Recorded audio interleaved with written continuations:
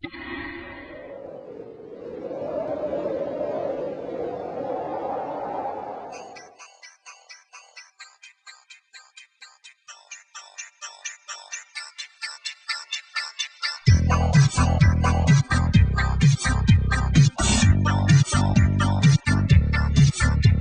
don't need to look at me.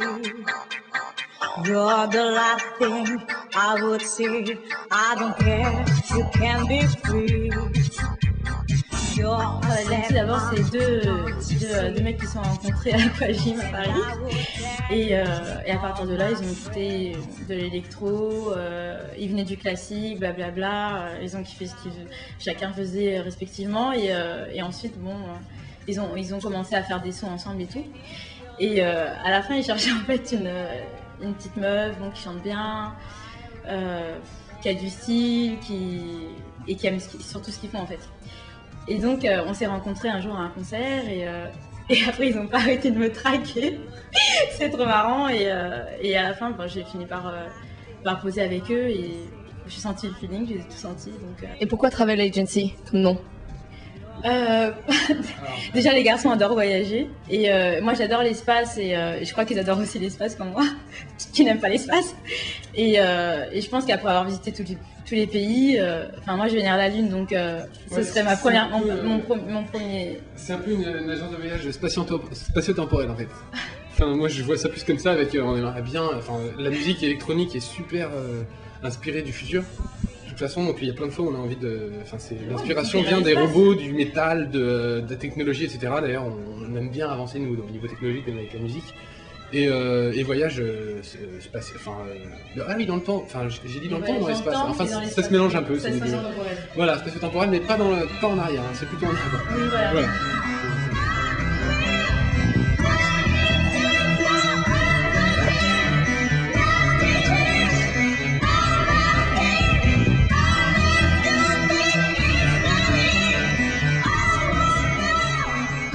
C'est surtout visuel, des histoires, une atmosphère,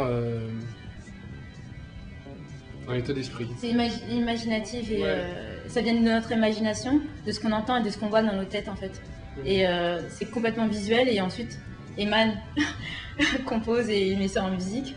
Et en général, ça reflète exactement ce qu'on pensait. Donc je trouve ça trop beau parce qu'en fait, on est souvent, quand on travaille ensemble, on est connectés comme une seule prise en fait. On est tous les trois en une seule prise, on pense la même chose.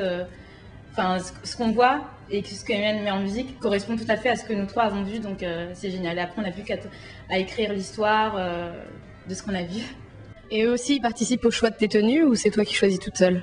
En fait, je peaufine tout, je fais tout. Et à la fin, s'il y a quelque chose qui leur dérange, parce que des fois, ça peut arriver que je pars dans un trip et c'est pas du tout bon.